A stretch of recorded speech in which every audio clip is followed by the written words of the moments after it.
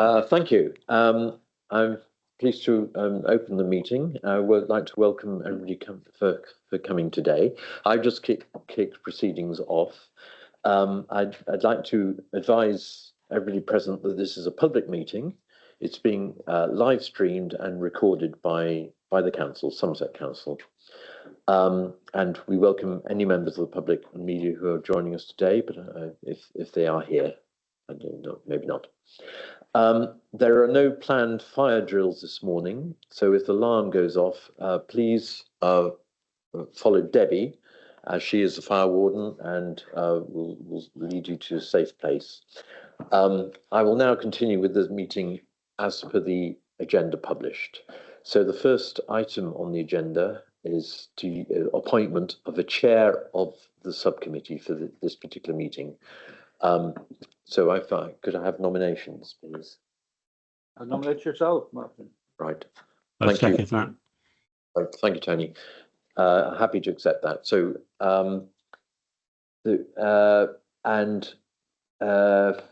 do we have any apologies for absence?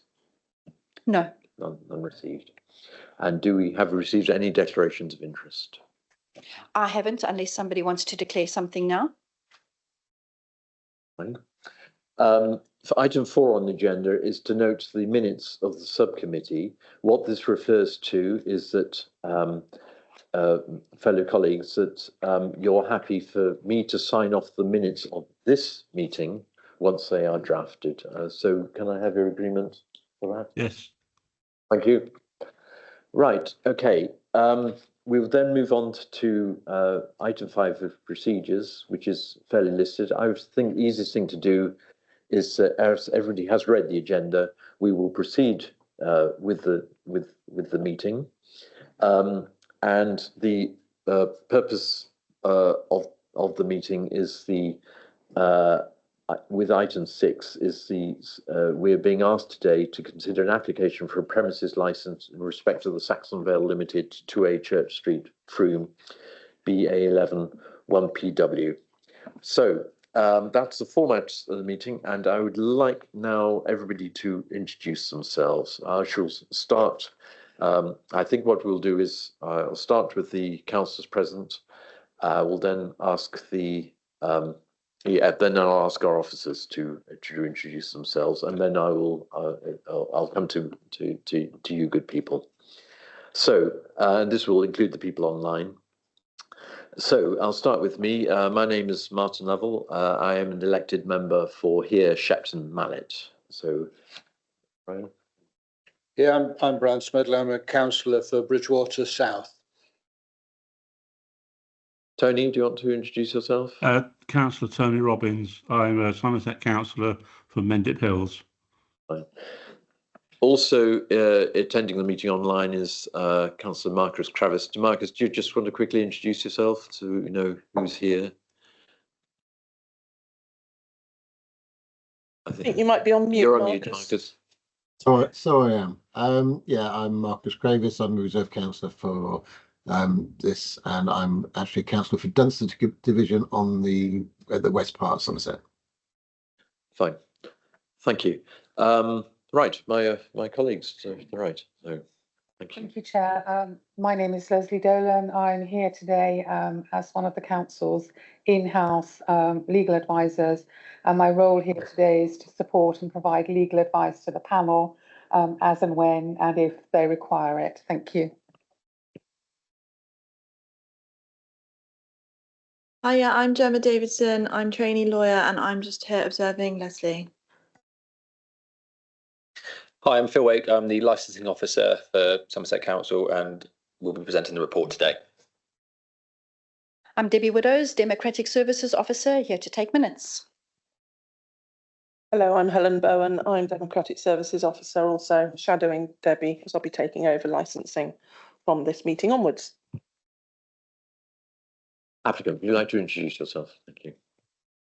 Good morning. My name is Andrew Harding. I'm the applicant and responsible for developing this new project, a community hub of hospitality, wellness, workspace and learning in Frome, for which this licence is applied to. Thank you. Would you like to introduce yourself, please? Thank you. Need a microphone, don't we? Hang on, we'll take the microphone to you.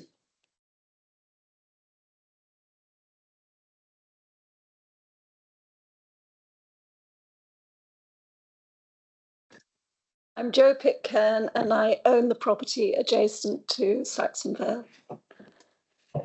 Thank you. Getting up. You can just sit there. Sure. Good morning. Yeah, my name is John Scott. I'm Joe's tenant and resident at 2A Church Street, adjacent to 2A, living at 2. Yeah. Thank you. My name's Lizzie Beckett and I'm here to support Joe and John as residents of number 2 Church Street. Good. Thank you very much. Right. Now, so the next thing I need to do is to invite our licensing officer to present their report. So thank you. Over to you, Phil. Thank you, Chair. Hello, everybody. Introduction. An application was submitted for the grant of a premises licence by the Saxon Vale Limited on 16th of February 2025. The application can be found at Appendix 1. The plan can be found at Appendix 2, and proposed conditions from the operating schedule can be found at Appendix 3. The application is for the sale by retail of alcohol, the provision of regulated entertainment, and the provision of late night refreshment. The site is made up of 3 buildings, and the applicant is seeking a premises licence to permit the courtyard area and one of the buildings to operate as a cafe, bar, and late night events venue. There are also proposals to have some hotel rooms. The other 2 buildings will be used as workspace and a wellness centre. These are not part of the application due to there being no licensable activities. We then have a table of the timings, but I will just provide an update on that at the end of this introduction. Reason for referral to the licensing subcommittee. A total of 5 representations were received from other persons against this application. These can be seen at Appendix 4 to 8. Avon and Somerset Constabulary also submitted a representation. This can be seen at Appendix 9. The representations raised concerns in relation to all 4 licensing objectives. Relevant observations. Throughout November and December 2024, the premises hosted 7 events with licensable activities permitted via temporary event notices. This led to 1 complaint in relation to noise. The applicant also provided a document to support their application. This document provides an overview of the entire site and see how they intend to operate. This can be found at Appendix 10. Legal implications. The Live Music Act 2013 and the Legislative Reform Entertainment Licensing Order 2014.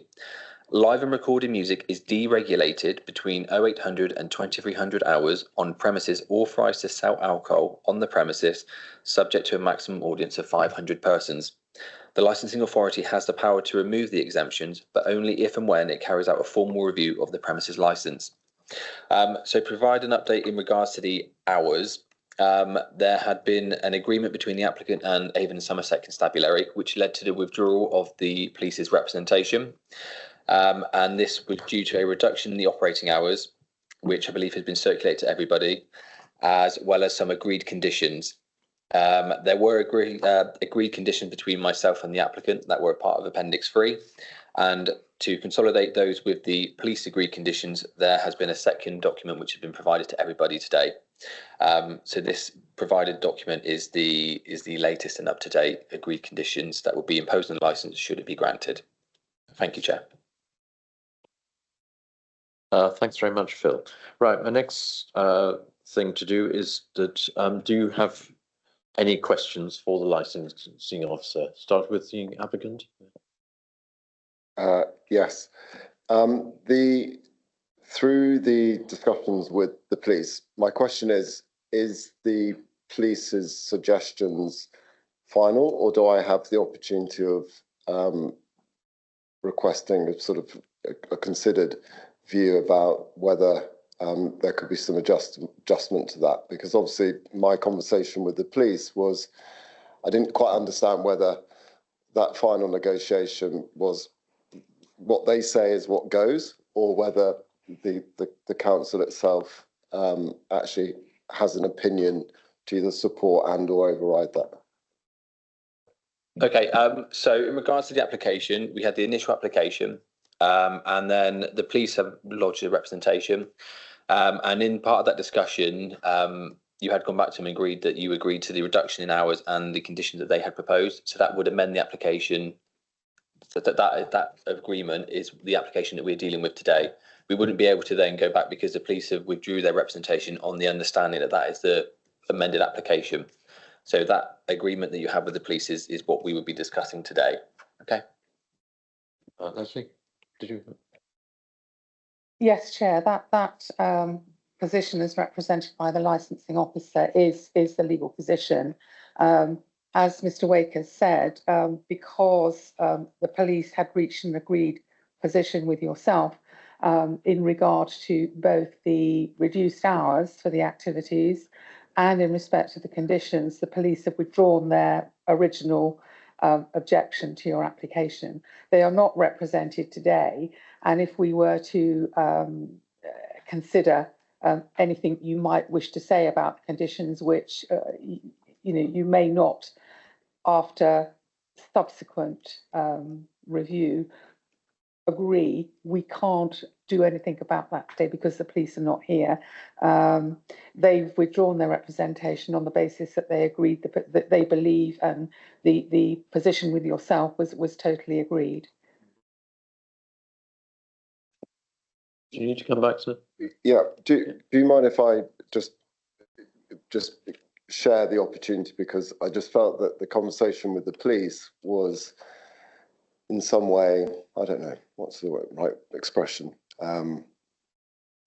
You either agree with us or there's no support whatsoever. So is there an opportunity for me to share the reason for perhaps requesting a 1 hour extension on a Wednesday and a Thursday? Can I give the council and everyone here a good reason for that? If I could come back, Mr. Harding, the agreed position as presented by the police is obviously subject to consideration and agreement by the licensing subcommittee. Right. If there are matters in there, in the agreed conditions that you feel are not quite right, you will have the opportunity when we come to look at your case to address the subcommittee and put forward your views, and it will then be the licensing subcommittee's final decision, having heard what the police have said and having heard what you've said, as to what goes forward as the final wording in the conditions. Okay, thank you. Thank you. Do you have questions for the lead?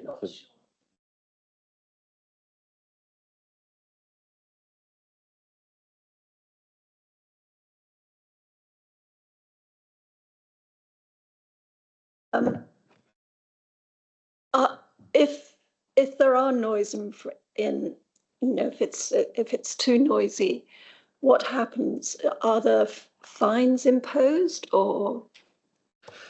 So once a license is granted, and there are, even if there is no license granted, because not necessarily all related to licensable activities, but if there is a premises that is causing a noise nuisance, you can make a complaint to the Environmental Protection Team. Yeah.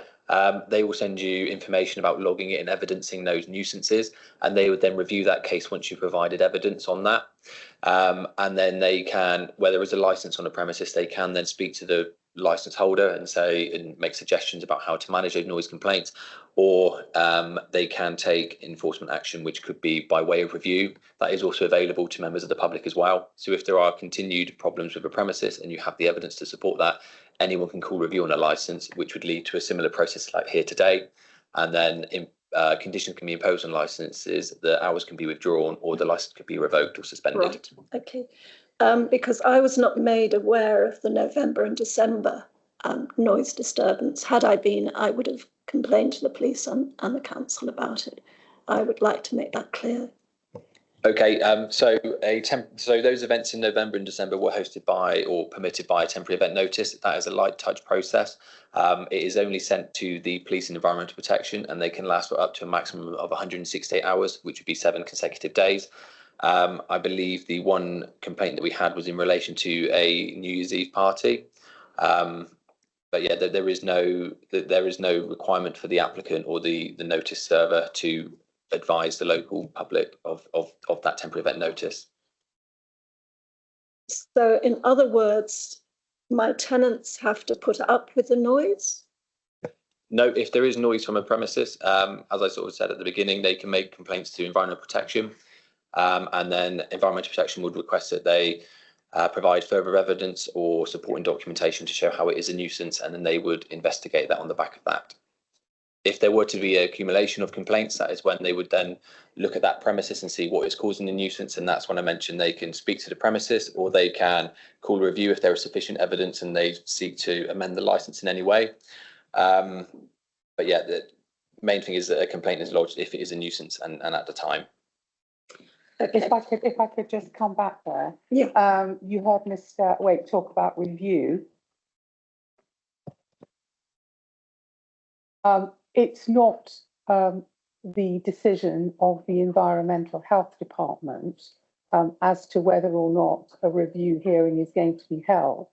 Anybody can make an application, again, to the licensing section for a review of a premises license if they feel that the holder of the license is not operating in accordance with the terms and conditions. But I would say that in that event, you would have to, in bringing your application for a review or your request for review, that would have to be supported by the relevant evidence. So just to make it clear, that the final decision as to a review doesn't rest with the Environmental Protection Department. If you, as a resident or a third party, believe that you have evidence that suggests that the applicant is not operating in accordance with their licence, you can request a review.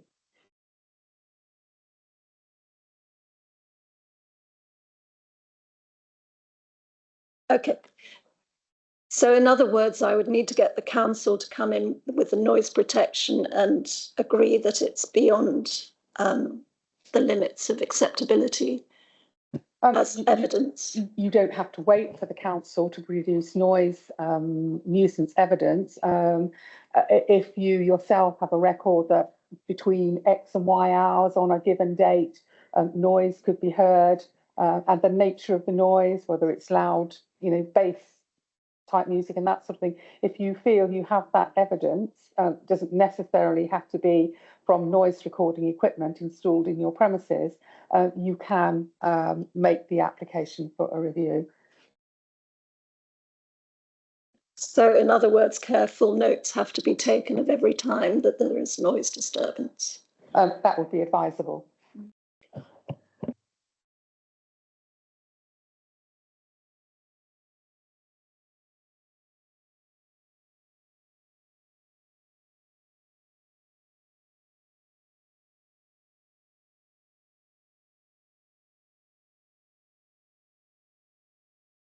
I have other points. I don't know if I should raise them now or later. You will, there is an opportunity in the agenda for other people to speak to the representation that they've already lodged. So you will be able to do that at that point.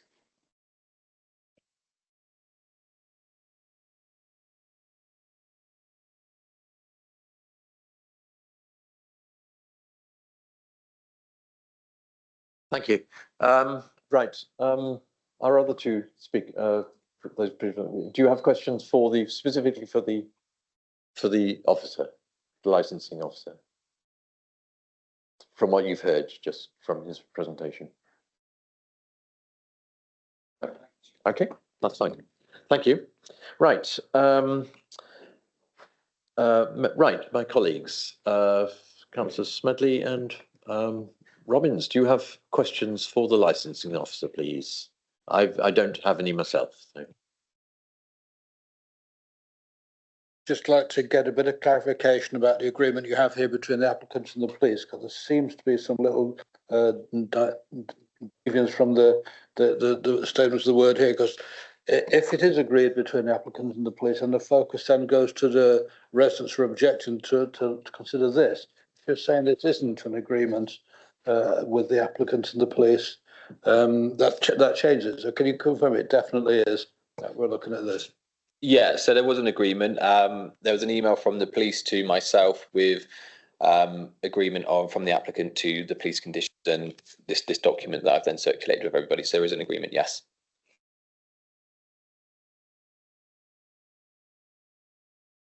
Tony, anything you want to ask?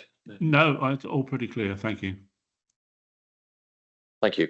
Right. So the next thing I will ask to do is I'd like to invite the applicant to present your case. And if you can sit there and use the microphone. Oh, over to you. Thank you. Thank you. Just in terms of describing the opportunity, so it's for creating a new community hub for Frome, with a sort of key focus on the core elements of hospitality, wellness, workspace and learning. The hospitality element will include a boutique hotel, a cafe by day, a wine bar by night with an event space and an outdoor yard, which will offer both dining, drinking and eating options. What I've agreed with, in negotiation with the police, I asked them to reconsider, although they've agreed, I'm effectively in agreement very much with the Monday to Tuesday and the Friday, Saturday, Sunday. The 2 dates and days that I asked them to consider, which I don't believe were fully taken into consideration, were basically a request. And if you don't mind, I've just prepared some notes, so I'll read it out to you. Basically, our request to extend licensing hours until midnight on Wednesdays and Thursdays. There's 4 good reasons for this. Number 1, our audience needs midweek social time. So our venue is designed to cater to a family-orientated, mature audience, typically aged between 30 and 65 years old. For many of our guests, weekends are fully committed to family time, from school runs to sports clubs and family events. So midweek evenings, especially Wednesdays and Thursdays, are the only real opportunity they have to meet with friends and enjoy a night out. What we're offering isn't a party environment. It's a comfortable, responsible space where people can relax, talk, enjoy good food and drink without disruption. Number 2, the cost of going out is already high. 1 more hour makes a real difference. For many of our guests, a night out midweek comes with additional costs. They are arranging childcare and often relying on taxis because they don't want to risk driving. These are sunken costs that already make the decision to go out more considered and selective. Being asked to leave by 11 p.m. or 11:30 often makes it feel that it's not worth the effort or the expense. By extending just 1 hour to midnight, as far as offering the alcohol is concerned, we make the evening feel like a destination, a worthwhile night out that offers value for that investment in time, money and planning. Number 3, safe, controlled environment. Allowing people to stay in a licensed, well-managed venue like ours is far safer than pushing them out early into town centres, where, along with all the other typical pubs, unregulated house gatherings. We have, or will have, by the time we operate and open, a full CCTV system, a clear and proven dispersal policy, staff trained in Challenge 25 and conflict management, acoustic measures to minimise noise, and we already have a strong track record of responsible operation. Those 8 events that we did last year between June and December, on average, there were 150 guests. Those events were ending at either 1 or 2 a.m. I think to have had over 1,000 people over 8 events and only 1 complaint on New Year's Eve, I think is a good demonstration of our ability to operate responsibly. We are entirely aligned with the 4 licensing objectives and we take them seriously. Number 4, we're open to reasonable conditions. We're obviously very happy to work with responsible authorities to agree appropriate conditions, such as limiting outdoor use after a certain hour, and considering door staff if usage is ever justified. We're not trying to extend into the early hours on Wednesday and Thursday. We're just seeking a practical adjustment that better serves our community. In short, we believe this modest extension reflects how our audience socialises, encourages safer behaviour, and allows us to be a more viable and valued part of the local evening economy. Thank you. Thank you, Mr. Harding. Right, it's now, has anybody got any questions for the applicant, please? Chair, I do. Yeah. I wonder, Mr. Harding, whether I could ask you to look at the operating hours in the condition and confirm for it. We've all had a copy, but we just need to understand from you that what is represented there are the hours that you have agreed to and are proposing. There is one query before I ask you to take us through those. That's the performance of dance. We are not talking here about people dancing to music. We are looking here at if you bring in performers to put on a display or whatever of dance. And then, so as long as you understand that, there's a query on the Sunday where on this document it says here 1,700 to 1,300 hours at the bottom of the page. Can you see that? We think that's probably a mistake. I wonder if you could confirm what is actually intended there.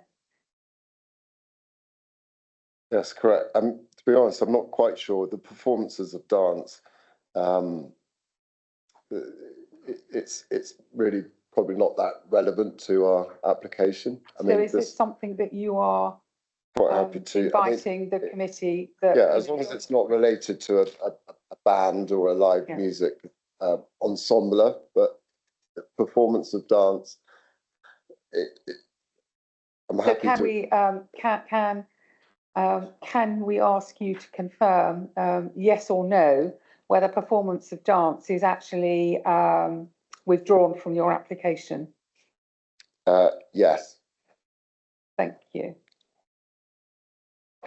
So if then I could ask you just to take the committee and everybody else present through the revised hours so that we all know, what we're talking about.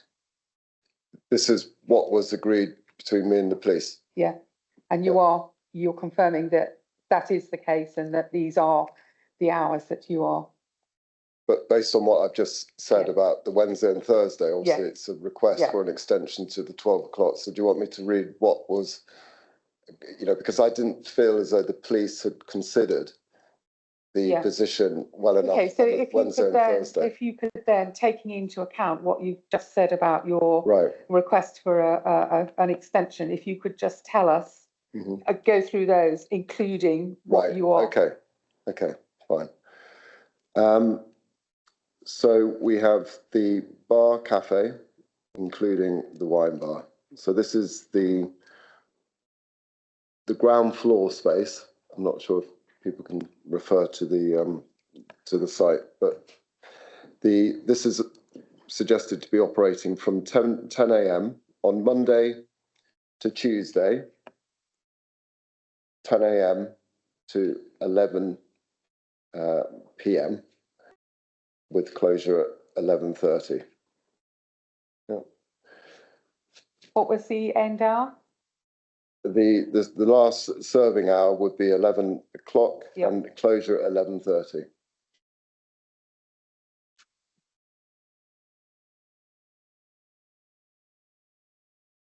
Okay, thank you. And what I'm requesting is Wednesday. This is in line with another late night cocktail bar called Hideaway. They have a license from 10 a.m. to midnight, Monday to Sunday. So this is, next door and a very similar offer. So I don't think what I'm asking for is, in terms of parity, is unfair. So Wednesday to Thursday, 10 a.m. to midnight. Everyone out, closure by 12:30.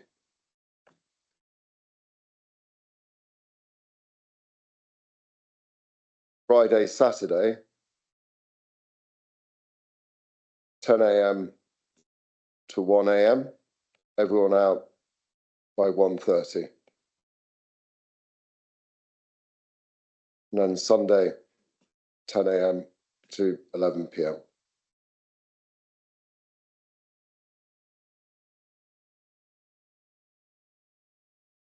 So that's for the ground floor. Yeah. The events venue below in the basement. At the moment, they've asked me, because we don't yet have planning to reinstate the windows to make the event space a useful space and a pleasurable space to be throughout the day for events, private lunches, etc., etc. They've asked me until that planning has been submitted just to agree to these hours, which I've agreed to. So when you talk about the event space, is that the club below? It's a basement, yes. So Yeah. There's an events venue space below, yeah, the actual ground floor, which is where typically, for example, the last 8 events that we've been hosting is where the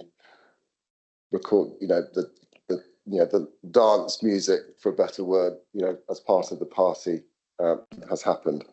We tend to minimise the recorded music upstairs. Typically, it's vinyl records being played at a low background level in order for people to drink and talk and eat. So if you could just confirm the hours then. Yeah. Okay. So Monday to Thursday, it's 5 p.m. to we've got Monday to Tuesday, 5 p.m. to 11 p.m. closure at 11:30. Wednesday, Thursday, the same as the ground floor wine bar. That will be from 5 p.m. to 12 p.m. closure at 12:30. Friday, Saturday, that'll be from 12 midday, 12 p.m. to 1:30, closing at 2 a.m. And Sunday, 12 midday to 11 p.m. Yeah. The yard outdoor area for dining, we'll have a kitchen, a yard kitchen and a yard bar. I've agreed to all of those, the proposed licensing there between 11 a.m. and 10 p.m. This area will be shut down from 10:30, except for any access, egress and smoking. Live music between Wednesday and Sunday.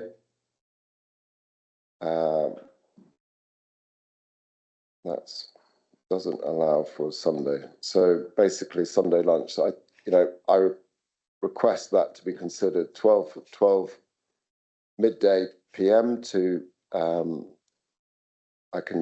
I'm happy to agree to 10 PM as far as live music is concerned. Okay. I'm sorry, could you just repeat that? So live music, live band, 12 PM midday to 10 PM. Because for some reason the police, I don't think again are considered, for example, the use of, for example, we propose to have a regular Sunday afternoon lunch event with some live music. So that doesn't 5 p.m. to 11 p.m. doesn't allow. I should just point out there that the under the Act. I beg your pardon. Chair, just point out here that under the Act, live music between the hours requested by the applicant is deregulated, provided that they have an alcohol licence in place at the same time. Thank you, Mr. Harding. And then that just leaves the Recorded music. recorded music. Yeah, so that's Monday to Thursday, Monday to Tuesday, 8 a.m. to 11 p.m. Wednesday to Thursday, 8 a.m. to midnight, and Friday, Saturday, 8 a.m. To 1:30 in the in the bar in the ground floor, and then till 2 a.m. In the events venue below, and then Sunday 8 a.m. to 10:30.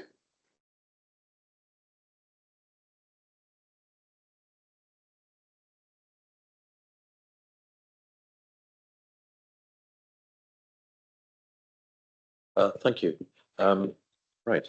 So just one final point is late night refreshment. The opportunity to offer small plate food to help, which, you know, I've got the extension there agreed with the police between 11 p.m. and 1:30 on a Friday and Saturday.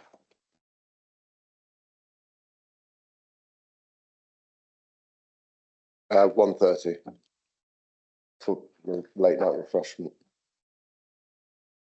And Saturday, yeah.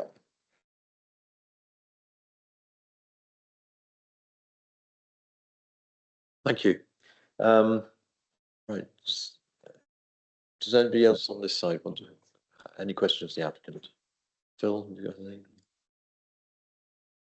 It's not necessarily a question, but more of just a point. So if the license were to be granted, because as Leslie has touched on the live music, that wouldn't actually show on the license because it'd be deregulated up to 500 people. I believe the capacity of the venue is going to be below 500. So live music wouldn't show on the license, and the hours for recorded music would also reflect the alcohol hours that it would be deregulated. So should a license be granted, the license then gets to you. It will look a little bit different because a lot of it is deregulated anyway. Right. I just wanted to point that out. Okay, thank you. Thank you. Do you have any questions specifically for the applicant? Please, could you come forward to the microphone? Thank you. Can I stress this is separate from what you're going to say yourself? This is, yeah, fine, yeah. Okay, Andy, can you tell me where the live music and the recorded music is going to be? Proposal is for the recorded music to be played on the ground floor in the bar, in the cafe in the bar. That's typically going to be vinyl only, played at a level that it would, you know, similar to what you'd expect to be background level. So it's to a level where people can talk, they can eat, they can have a drink. It's not designed, they won't be designed for any events or partying or dancing on the ground floor.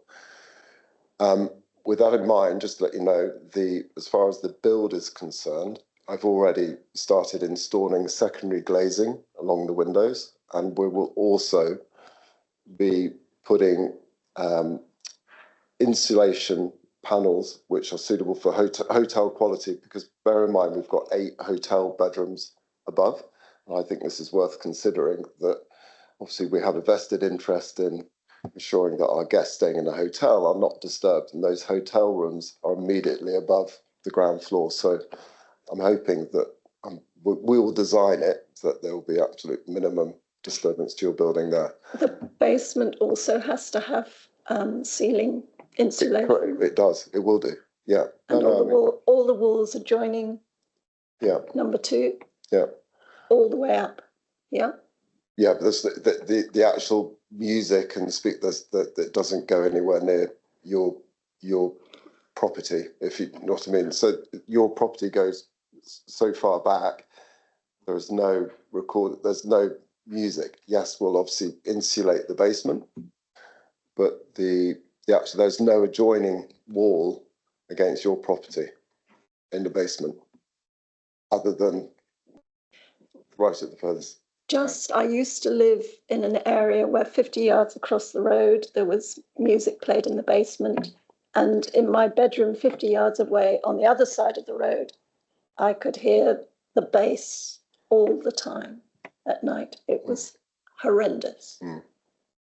So I find it very difficult to believe that you can actually soundproof it so that there isn't a vibration going. Right. Well, just going on that, given the fact that we hosted over 8 events, 1,000 people. Yeah.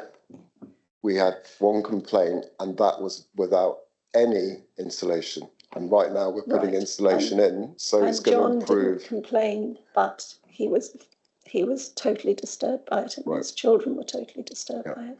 Had I been living there, the council and the police would have shut you down. I would not have put up with it. What I want to know, is there going to be any music in the outside space? In the yard? Yeah. Yes. Till what time? That will be in line with the licensing hours. But again, I'm very considerate about the local community and neighbours. I'm well aware, in fact, because the way the outdoor area is positioned, the noise will travel up actually away from your property. I'm afraid that's not true. Before you owned it, when music played there, I had to go round and complain. What time was that? That was during the day. You could hear the music, and it was incredibly disturbing when it's outside. So I would like to put in that no music is played outside at all. I think when given that the other most prominent event space venue in Frome is immediately opposite the Silk Mill, they have a regular programme of live events, live music. That doesn't carry. Well, it's opposite. It's in the same position. It's nowhere near the same position. Okay. It's about 100 yards away. Right. And it's not in the open. It's actually inside the building. I'll have to let other people decide it, Joe, because I'm well aware that, of very sensitive in terms of what music is played, when and how. What I would like to know, if any of you councillors were living there, would you put up with it? Would you put up with the noise going on at night? Yeah, we need to focus on questions for the applicant, and you will have your opportunity to. If I could just get the applicant to confirm that in terms of the outside bar, you are saying that there will be live music Monday to Sunday, 11 o'clock until 10 o'clock, with the area closing at 22:30 hours, when the area will be shut down except for access and egress and smoking. Is that correct? That's what you told us previously. That's what I told you previously, but given Joe's concern, I'm happy to compromise to a degree and negotiate that we would play live music and recorded music only at the weekend on Friday, Saturday, Sunday. And the live music, it will be played, if at all, will be paired or associated with either lunch or dinner. We're not talking about having big festivals or major events out there. It's done for in an intimate level, and as I said, the Silk Mill have similar events, and that is with less than 50 metres away from my property. So, and they have a regular programme of live music, and the rest of the residents up Vicarage Street don't seem to have an issue with that. Another question. When you say late night refreshments. Microphone, please. Thank you. When you say late night refreshments, how on earth does that differ from bar? I don't understand that at all. What Late night refreshment refers to serving of food. So it's not alcohol? No, it's basically, you know, which I think will also help contribute to helping people act and behave in a responsible way if you're offering food and nourishment at the later hours. Okay, thank you. Do you want me to just jump in and provide an update? So the provision of late night refreshment is the provision of hot food or hot drink between the hours of 2300 to 0500 hours. So it is the sort of typically sort of late night service stations that would have this as a licensed activity, or again on this scenario. Thank you. Do you have a question? Yeah.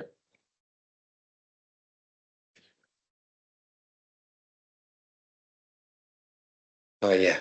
So I guess my question is really about the change of sort of density of events. Historically, it's been occasional. The previous, I mean, it was for a long time, it was an electrical shop, then it was an antique shop with occasional, maybe once or twice events. It's operated with, as you say, temporary events over a period of time. And it was, although loud and disruptive, relatively tolerable. But with this new program, because it's a very small, quiet residential area. And obviously what we see here is across the week, a large number of licensable hours and a large quantity of potentially music.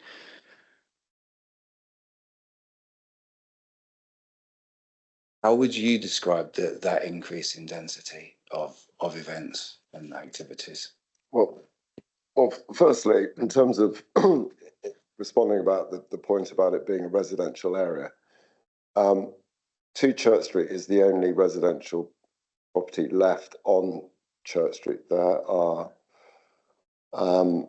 total of how many got 1, 2, 3, 4, 5, 6. So there are, all of the other properties on Church Street are all commercial or mixed use. That whole area, apart from 2 or 3 houses, is commercial use. So I just, you know, it's not an immediate, we're not sitting in the middle of you know, a highly dense residential area. But I'm obviously very sensitive to the fact, John, obviously, whilst you're still a tenant there, of how we you know, accommodate and we minimize disruption to you. And that's why, as I mentioned earlier, with the new development, with the build works, we've considered for our neighbours, we're considered for our hotel guests. And, you know, what we're offering is, you know, it's not an event-based, it's a destination, it's a venue, it's a hub, it's a community hub that a certain demographic of Frome and visitors alike can enjoy and relax. Frome, as a town, has close to 30,000 residents. At the moment, it only has 1 late night venue for dancing and relaxing. You know, and was called 23 Bar Street, and that's now called the Tunnels, but that's very much for a younger generation. And as a resident on Bar Street, I can still hear that going at 2:30 in the morning, booming right up the street. I've never had a complaint, or I never have the impact of anything similar to that. So I think in terms of the value, someone said to me today, said, break a leg, Frome needs you. You know, for a certain audience of Frome and demographic of Frome, I think it's right to be able to offer a place that is open throughout the week, Monday to Sunday, as well as obviously providing food, drink and entertainment for people staying in the hotel.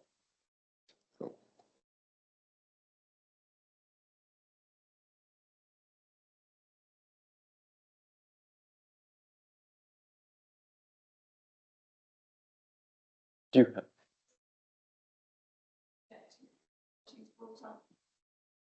No, not yet. Can I suggest you do it as part of your presentation, which will be fairly soon? Do you have a question for the applicant? Fine. Okay. Thank you. Right, my fellow members of Tony, Brian, do you have a right, Brian? Thanks. Well, so I have to follow on from what I asked earlier, because what we have presented here is an agreement we presume was between yourself and the police. But in your presentation, you've changed that considerably to include different timings for quite large parts that week. So normally what we would do, we would ask the police what their views were to those changes, but they're not here, and presumably they're not here because they thought they had an agreement with you about those timings. So the most I can do is ask you what you think the police would have objected to those things, that those changes were. Why would they have? Why would they continue to maybe object? We can understand what the residents will say in their presentations. In your discussions with the police, why do you think that they hadn't considered your midnight application for the Tuesday and the Wednesday? To be honest, I don't know what the reason was, and they didn't give a further detailed description as to specifically on the Wednesday and the Thursday.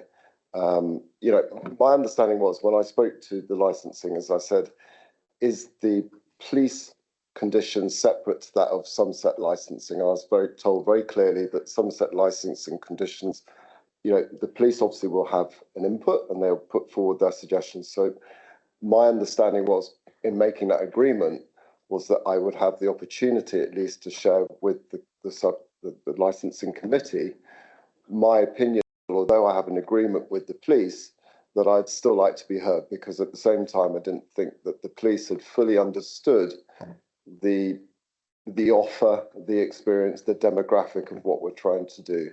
And therefore I wanted to, I assume that, that whatever the agreement was with the police wasn't final, and I still had the opportunity to put forward a good case as to why we should be able to offer or have an extension till 12 o'clock on a Wednesday and a Thursday.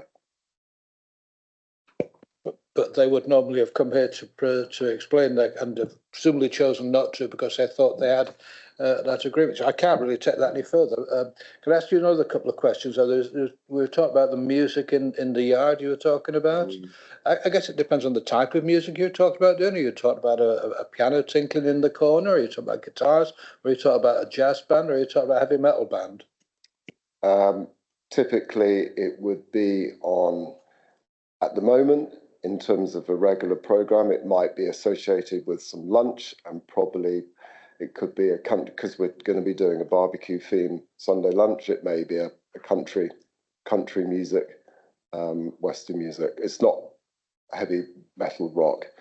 It's there to offer, as I said, background music, unless there's specifically a festival or event or concert. The idea of the music, whether it be in the yard or in the events venue, apart from the events venue downstairs, is obviously more designed for dance, but in the bar and the yard is designed primarily as a background entertainment rather than concert. Then it was also mentioned about the travelling of the bass down there, and a bass can of course be heard often some distance away from where you actually listen, or it can travel down adjoining walls, or created by a sound box. We have this situation at the Bridgewater Arts Centre, for instance. I'm aware of this. Can you confirm that there is no possibility of any adjoining walls that the bass can travel down to make it more disturbing for neighbours, or not? Well, we're doing everything we possibly can to minimise that. So, for example, the key things that we're doing at the moment are we have specialist insulating panels, boards that are designed to go on both the ceiling and walls. We will be applying them to all of the ceilings, both in the events venue and the bar. And as I mentioned before, we will also apply that to areas adjoining the neighbouring property number 2. We will also have a limiter on the system down in the events venue, so that prevents situations for what I know is now happening down at the tunnels under new ownership. Unfortunately, someone seems to have forgotten limiter. So we will, as I said, be very considerate of our hotel guests and of our neighbours, and to minimise any disturbance, which again, after 8 events, over 1,000 people, 1 complaint, I think shows that we are considered and responsible for operating with that in mind. You just introduced a concept of a limiter there. Do you mean a noise limiter which cuts out at a certain decibelage, or do you mean something that indicates that you're getting near the danger mark and then you? No, it's a limiter that will prevent DJs, visiting DJs or guest DJs to turn it up at their own level.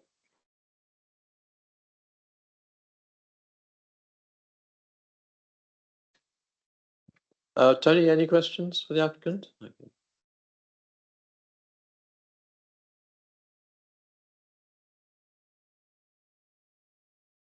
Sorry, I was on mute then. Not a present, no, thank you. Thank you, Tony. Right. Correct.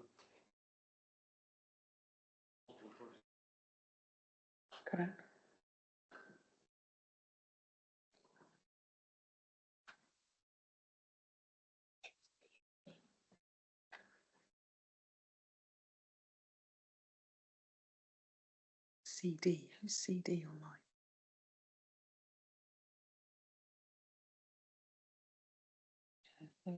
If you want to, he made presentations, So you have the opportunity. yeah, when I would suggest get Ken or no, he's not. He's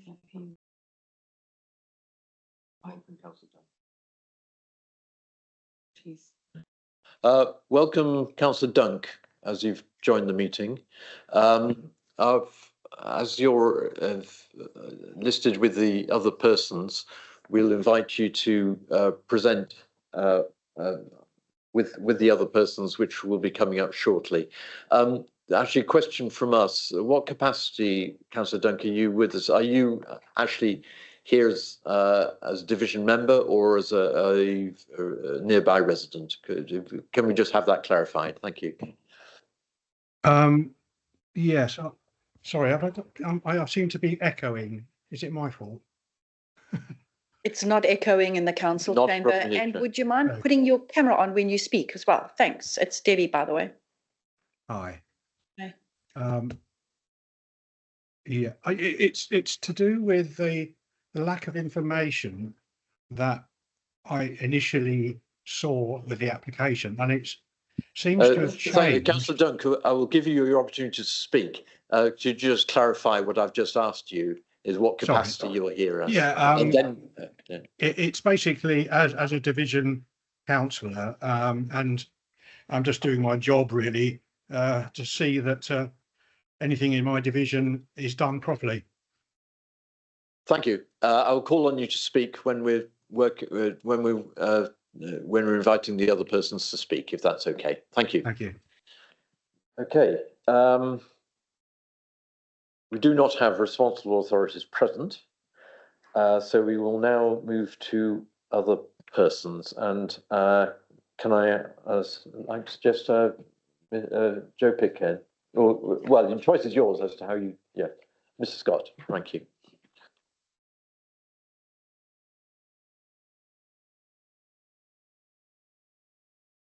Thank you. Yeah. So just to say, I live in the adjacent property to Church Street concerning the application for the premises license at 2A. I think it's important to say that it is constructed as a single building.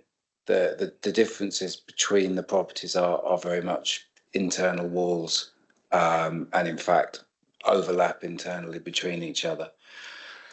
Mike's, as I say, all the time I've lived there, there has been temporary events in the characterised mainly the occasional Friday night, the occasional Saturday night. And my experience when any music is in there is that it is audible throughout the entire house. Sometimes the volume is so excessive that you can't even listen to like an audiobook on headphones in the furthest room away in the house. I spent 15 years installing soundproofing, and I'm cynical that any form of soundproofing can reasonably reduce it to the levels conducive to sleep after midnight. Events have typically in the past continued until with sort of a 12:30 shutdown with people gone at 1. Again, it's a very small street, so people leaving the venue make a lot of noise. And although Church Street itself is barely 80 meters long, but it's surrounded on all sides by other residences. You know, the residential property comes right into the centre of town. It is very much the edge of town. So, yeah, 4 nights per week of events lasting after midnight. I mean, it's not going to be possible to live a normal life under those circumstances. I have a young son who is 15 years old. He has ASD, autism spectrum disorder, non-verbal. He sleeps in a room adjacent, and yeah, regular sleep is okay. You know, typically, it is my regret that I've been as tolerant as I have. I'm supportive of the project. I like I enjoy music. I enjoy the way Andy runs the events. I'm concerned that this is a premises license rather than a fit and proper person license, because once the premises license is granted, the quality of the events that Mr. Harding organises isn't the issue. A commercial operator could exploit this in a different way, and that, although I have no evidence that that's likely, it concerns me. And it concerns me that once the license is issued after midnight, more than half the week, then I then have to prove the disruption and continue with the disruption. So yeah, I was grateful to see the police's recommendation. It still feels like that would be disruptive to have music every Friday and Saturday into the very early hours of the morning every single week. And that still does feel excessive. Certainly that continuing midweek as well felt, I don't know, like an existential threat. You know, it's I can't, but in the strongest possible terms, it's difficult to imagine living a normal life under those circumstances within a property that's essentially the same property. And you know, certainly with regard to recorded music on the ground floor, it is the case that even very low levels of music it sounds pretty much like as if it's in the same room. I appreciate what the applicant said about some soundproofing boards on the ceiling. But yeah, I'm concerned, and that's probably the full extent of my concerns. Yeah, that's it really. Thank you. Thank you. Shall I take the speakers first and then questions afterwards, or to individually? Right, I will take all presentations first, and then we can have general questions after that. So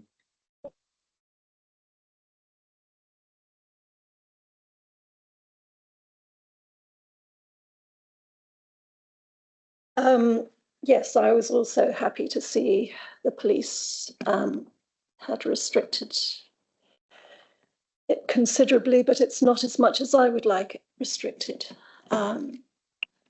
I would like it restricted to 11 o'clock every single night, with maybe the occasional license granted for a late night, like at New Year's Eve or a specific day. As I say, if I was living there, I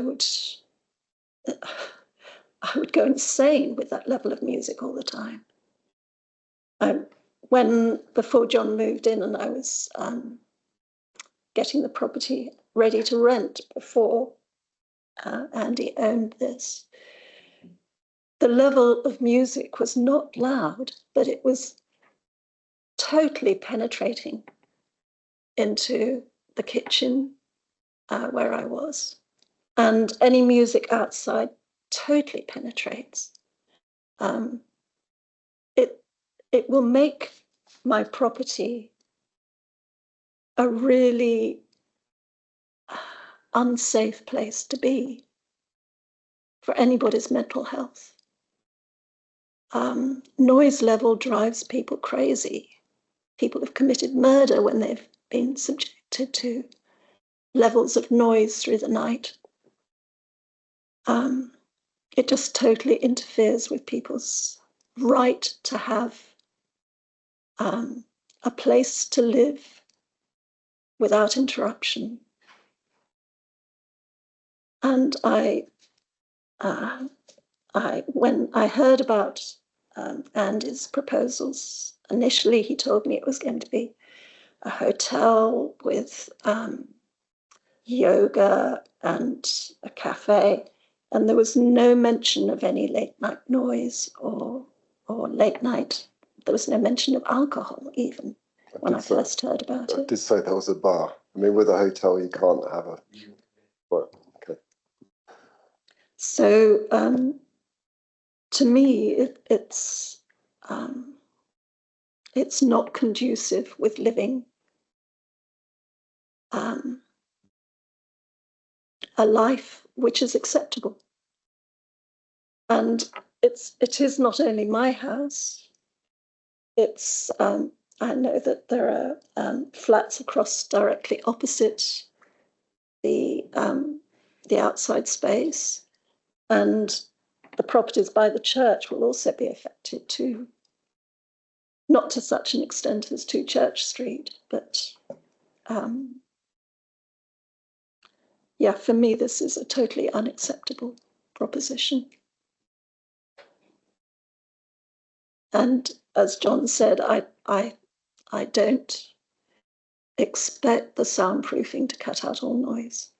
I know that the sound of the bass just travels, and I suspect there will be a vibration going on in the walls, however much you soundproof them.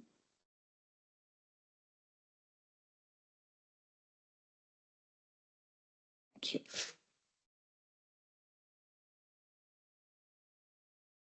Do you wish to say anything? No, thank you. Councillor Dunk, do you wish to say something at this point? But if you could put your camera on and take yourself off mute. Thank you. God, I've still got this echo. So if I turn my, no, I don't think that's good. Sorry, I'm trying to find a way of shutting this down. Can you still hear me? We can hear you quite well. Okay, I think I'll have to live with it because I can't hear you. Can you switch your microphone off, please? Sorry, because maybe that's the reason. Okay, how about now? Speak. Let's hear. Yeah, I can. Yeah, I'm getting the echo, but you're not having a problem. I'll battle on. It's my main concern that any local residents don't get impacted by this new venue, because I really welcome it. I mean, it's the sort of thing that Frome would like. I would probably like it, but I was concerned that there was a lack of information about the people who live there, and it clearly is going to impact someone. The sort of hours, I think I've changed. I haven't looked at it since I wrote my comment, and they have changed, I think, a bit. But there is that concern about live music until 1:30 in the morning. Is that right, or have I got it wrong?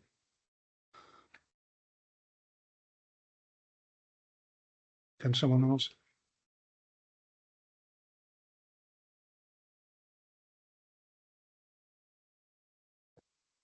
Hello, Councillor Dunk. In regards to alcohol, that will be up until 1:30 a.m. on the Friday and Saturday, and that is music as well. Friday and Saturday to 1:30 a.m. Yes. Yes. I think the problem is the type of music. It's irrelevant to ask because we don't have a control over that. All we have is a decibel level above which environmental health will step in, I think. And I think that's what happened at the Silk Mill. They used to have some very popular but very loud DJ events. And I think they had to stop doing those, even though they were interior, that because of the noise impact on local residents. So it's difficult for me to see how this might work because we're sort of setting up a problem.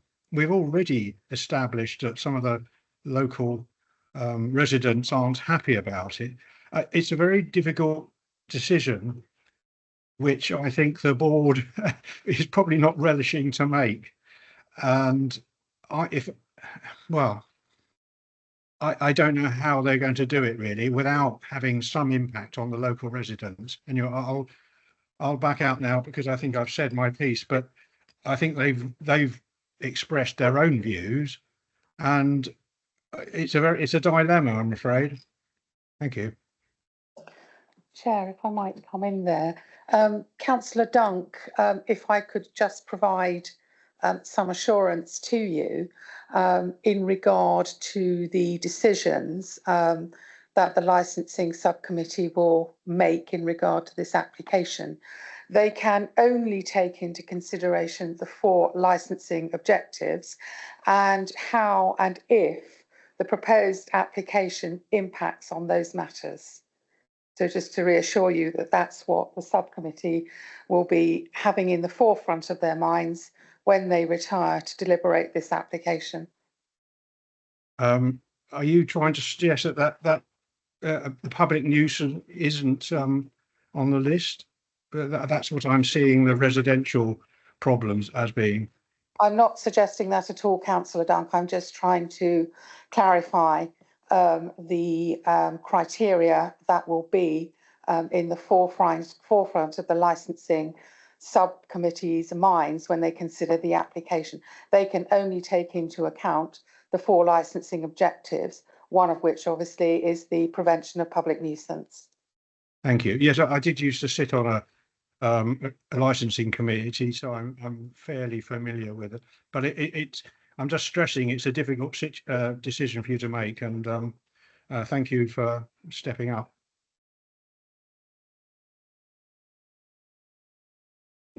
Thanks, Councillor Dunk. Right, opportunity now for those present, not the members, to ask questions of the other persons who've contributed.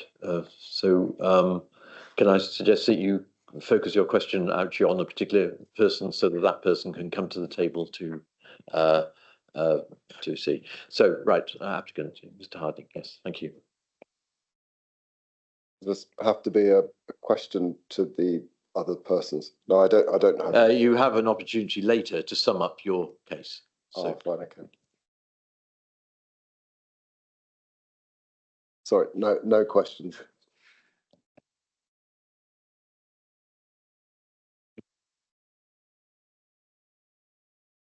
My fellow members, Brian, have you got a question for any of the other persons? Scott. I'd like to come forward, thank you. Mr. Scott, you were broadly supportive of the changes that the police had suggested earlier on.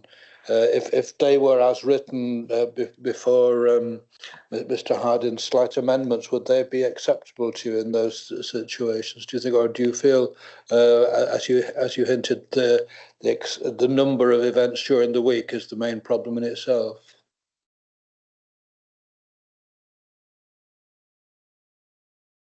Thank you. It's a kind of a composite question, so I'll do my best to answer it as best as I can.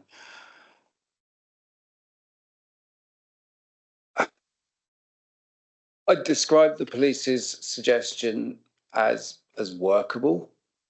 certainly better than the unamended application.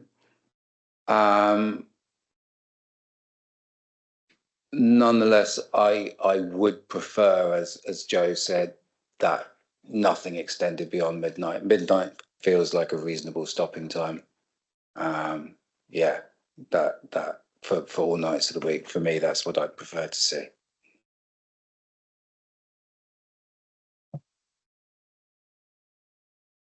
This is just an observation for you, Mr. Scott. You will no doubt appreciate that the lead responsible authority for prevention of noise nuisance is the council's Environmental Protection Department. And indeed, the application is required to have been served on them, the police, other responsible authorities, including the licensing authority. And you will appreciate that there has been no representation at all from that lead body in regard to prevention of noise nuisance. So I think the committee, subject obviously to what yourself and your landlady and Councillor Dunk have said, are entitled to put considerable weight, not entire weight, but considerable weight on the fact that there has been no formal representation from the responsible authority who leads on statutory nuisance. I just want to understand that you appreciate that.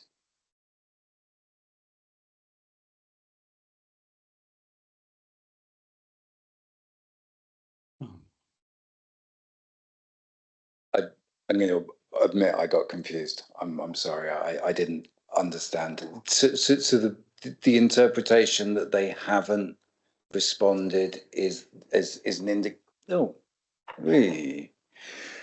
indication that there is no case to answer, or I think the implication that the members would be entitled to take from this is that the lead responsible authority for noise nuisance, notwithstanding the concerns that yourself and Joe Pitcairn and to a large extent Councillor Dunk have raised this morning, notwithstanding those, I think the subcommittee would be entitled to put considerable weight on the fact that the formal responsible authority for noise nuisance disturbance have not raised a formal representation to this application. so my understanding is that is how do I? Yeah. How? So my understanding is that they would have responded either negatively or positively had they responded, but there has been no response for guidance. I think the subcommittee would be entitled to take the view that there has been no response from that responsible authority, and accordingly I think they could take the expectation that there are no concerns from the responsible authority responsible for statutory prevention, statutory nuisance. Brian, have you got any more questions? I wouldn't want Mr. Scott to think that there are no concerns, and people can clearly see there are concerns after this. I understand what the officer is saying, but it's up to the panel at the end of the day to decide whether there's concerns. Tony, have you got any question you want to ask any of the other persons who've spoken?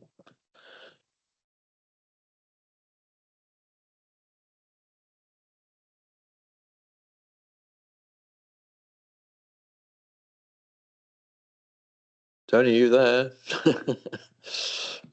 Thank you. Yes, sorry, I've had a little bit of a problem with the old laptop. Could you repeat what you said, please? Your opportunity to ask questions of the three other persons who've contributed to discussion. I got them to speak in turn, and then taking questions afterwards. I have no question for the people that have already spoken, other than the applicant. Is it the time to ask the applicant a question?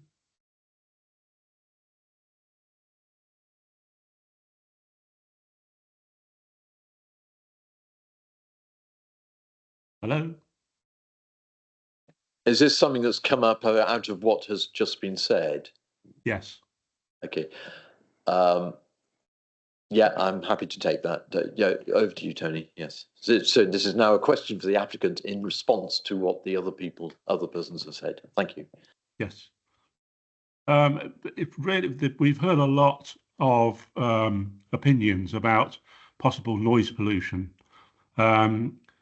I wondered if the applicant has actually carried out any tests to prove or disprove that noise could be a problem. What we've heard right now is an assumption that it will be, but what we don't know is, has anyone checked that sound will travel a long way from the particular building? Thank you. Would you like to respond to that? Thank you. Yes, during the events, we had a decibel reading meter, which was an application on the phone. I don't actually have those evidence now because I was taking those readings during those events to ensure that we were minimising any disturbance, and obviously if there ever was any concern or feedback, that we had something to demonstrate. But at the time, we were monitoring both, and I had parts of the team also responsible for going up the road, down the road, and into anywhere that I felt could be disturbed. So I've been, as part of the reason for doing those initial 8 events were primarily to generate much needed revenue to help contribute towards the project that we're doing, but also to understand the flow of people, to understand how the operations works in terms of the impact on both our neighbours and the community as a whole. So those events have been very informative and helping us better understand who our target audience is, plus also how best to operate within a community for the community. And it's ever increasing obvious to over 1,000 people who attended, not just in Frome but in the local neighbouring villages, that Frome is very much in need of a venue that they could also feel comfortable with like-minded people within a similar demographic. So, Tony, do you want to come back on that? Thank you. Yeah, I know possibility of sound pollution, especially late at night, is a worry to people. I just wondered if in this particular case, it's very much an assumed thing that would happen. If you play this music, we're going to be able to hear it in our front rooms, rather than something that somebody had proved had happened. And the gentleman's answered that question quite well, I think. Thank you very much. Thanks, Tony. Councillor Dunk, you want to come back? Is this in addition to what you've just said, or is this? It's relevant to the whole thing about the Environmental Health Department, I think, and the noise levels. I'm not surprised that they didn't comment, because if they looked at the initial application, there was no indication of where residents were living. There was no mention of an outside space, and I wondered if they'd actually, replied on that basis. However, or not replied, I would, in my experience, not really take a lack of comment to be a comment. The problem is, if a certain decibel level causes a public nuisance or a local nuisance, then it usually transpires after the events have taken place, after the license is granted. And perhaps it would be useful to have some comment about what decibel levels are approved, if you like, as being reasonable. And I think that's the crux of the matter, is one person's experience of noise if they're living in an adjoining property is probably different to one who's wandering down the street and can hear it externally. So I think this is a very difficult situation in that respect, and I think we are possibly setting up a problem which will have difficulty monitoring, to be fair. And I'm not sure that's a very helpful comment, but I'm basically saying I think the lack of comment doesn't really reassure me. The licensed officer will reply to that. Hello, yeah, so I've just done a check and I can see here we had an email on the 5th of March from Richard Keith Hill, who's the environmental health practitioner for the area, saying that EEP have spoken with the client prior to the application being submitted and they have no objections to this premises licence. So in regards to environmental protection, it wasn't a case of no comment. They have stated they have no objection to the application. Do we know what was said between, what took place? We're not privy to that. They were served the entire application the same as the police and all the other responsible authorities, which included the plan. And the plan is included in part of this hearing bundle as well, which provides the layout of the premises. That was part of the application that was disseminated to everybody. And is there a standard for decibel nuisance levels? That would be It's all situational to each premises and the history with that premises. On this occasion, Richard Keith Hill has looked at the application and deemed it not necessary to impose any conditions or suggest any or propose any conditions in relation to that, based on what he had the conversation with the applicant. Okay, thank you. Thank you, Councillor Dunk. Okay, so we're now moving on to the summing up stage. We don't have responsible authority present, so I would like to invite well, our other persons to sum up. Mr. Scott, do you want to start? Thank you.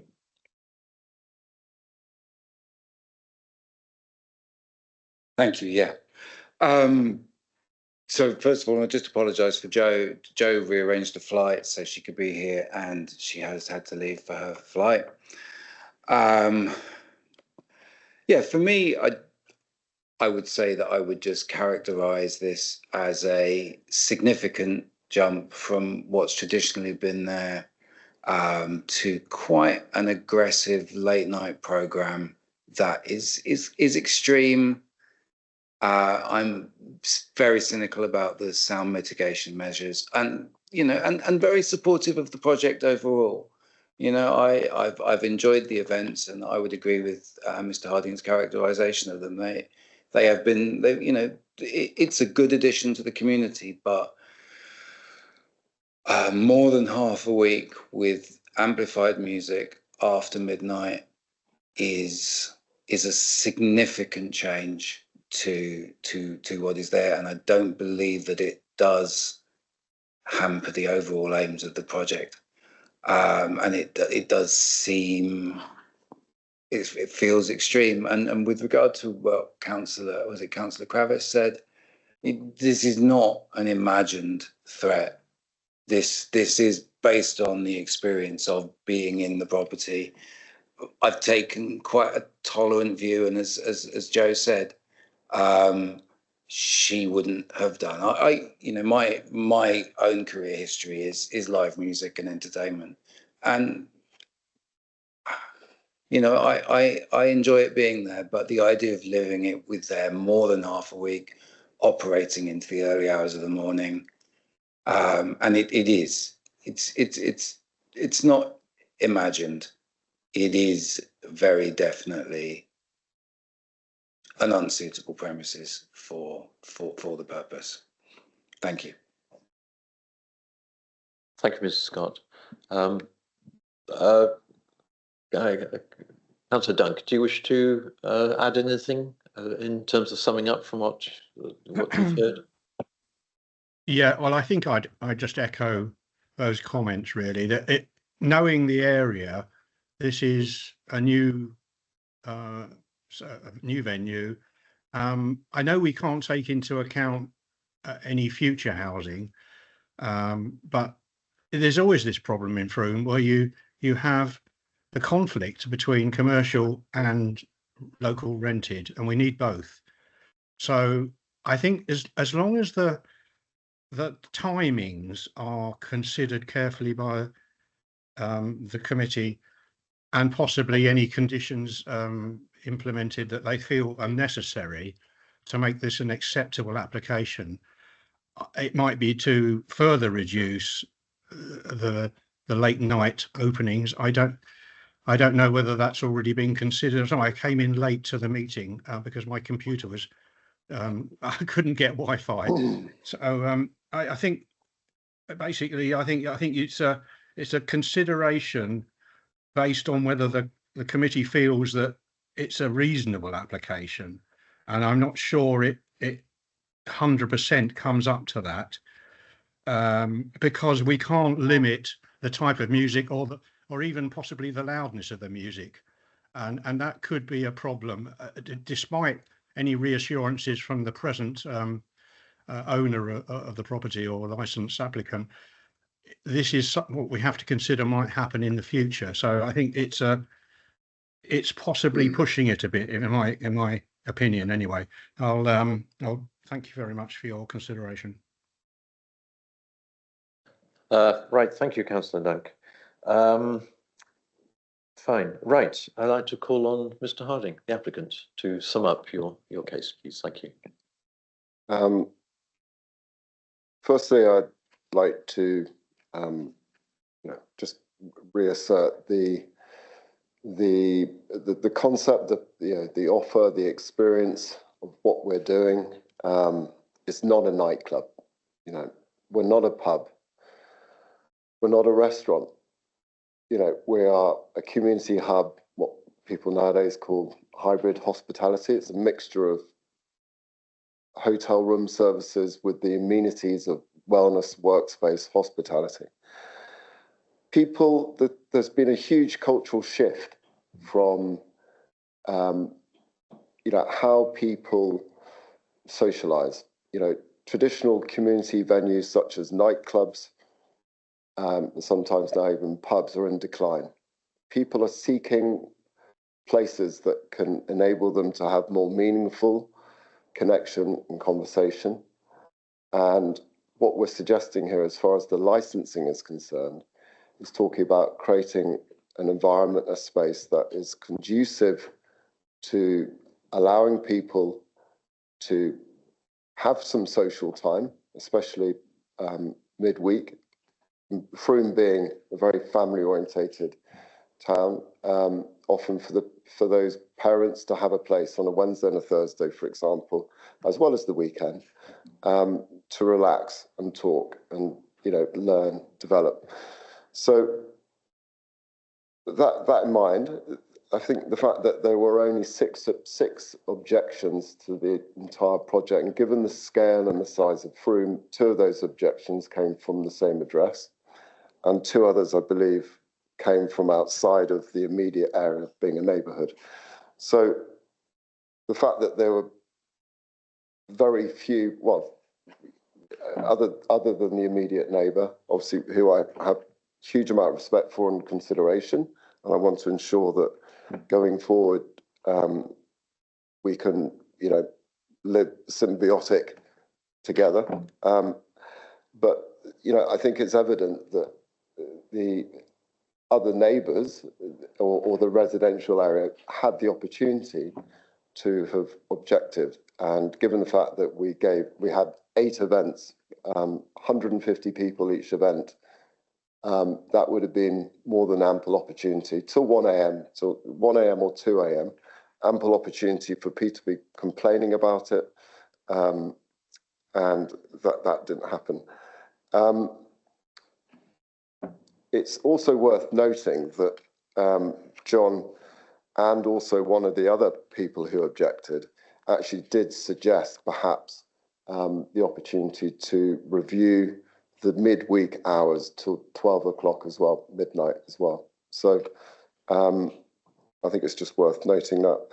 And also, just in terms of minimizing noise, we have a dispersal strategy that is designed to basically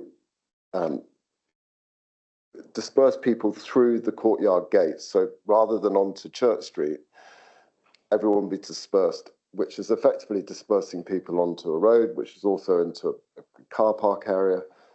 And people typically then sort of either go back to their cars or they just work their way up through town. So there will be, after midnight, and as per the conditions, there'll be no entry after midnight, and there'll be no exit onto Church Street after midnight either.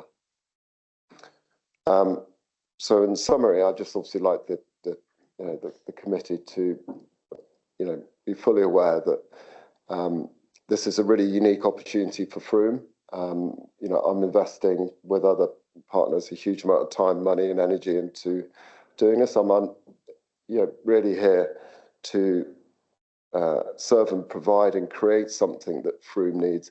Frome has experienced a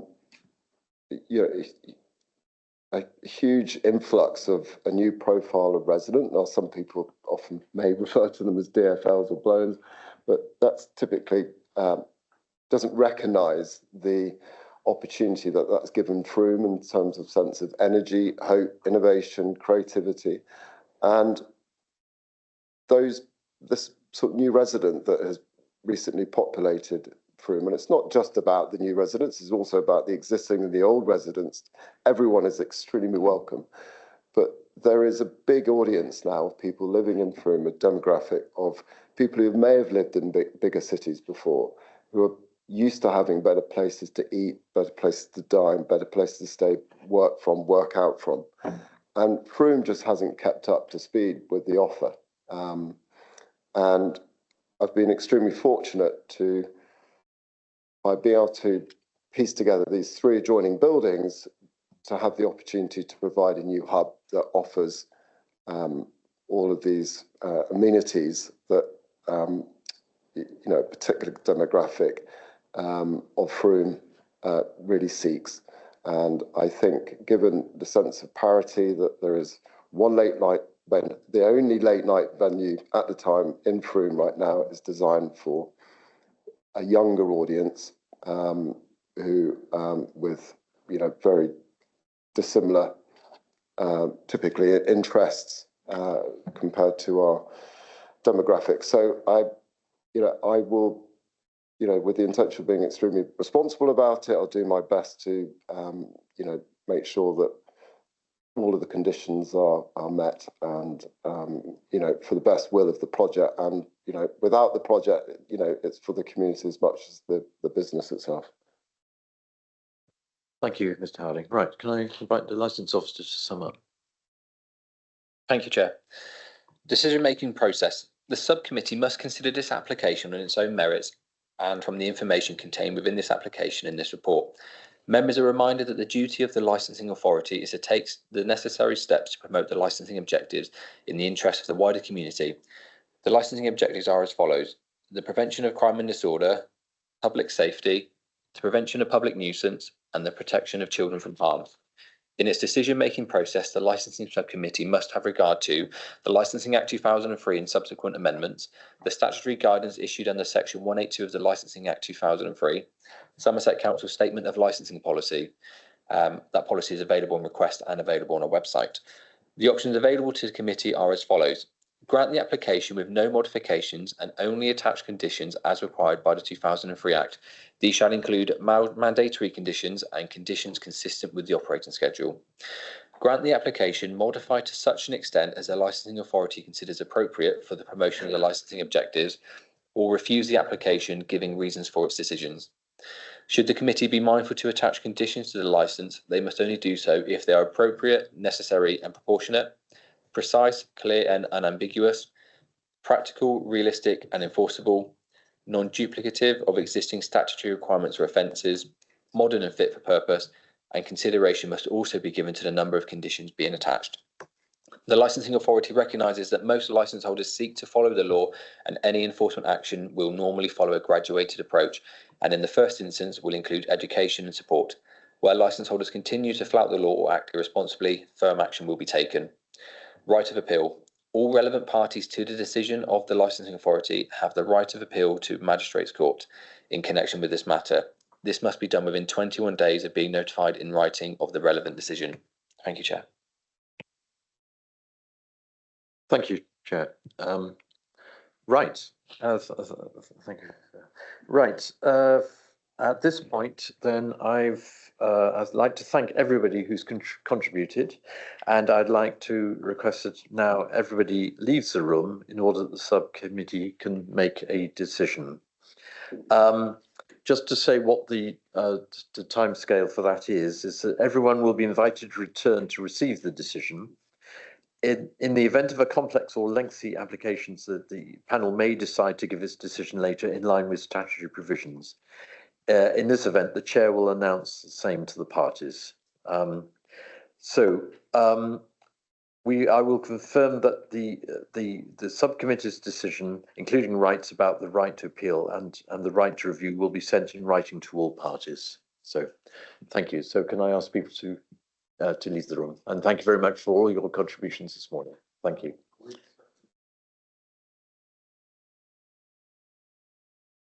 Chair, if I could give some guidance here, perhaps you and your colleagues could have an initial discussion, and that will inform as to whether or not, it's going to be a quick decision, or whether, there are a lot of deliberations for you to take into account. So could I suggest maybe that we resume at 12:30 so that we can give the parties an indication as to whether it's going to be worth their while waiting for the formal decision, or if you feel that your deliberations are going to be continuing, then we will, obviously in accordance with the statutory requirements, let everybody have the written decision and reasons and appeal rights in due course. So I would suggest asking people to come back into the room at 12:15 so that they can be given an indication of, what's. Oh, so I beg your pardon. 12:30.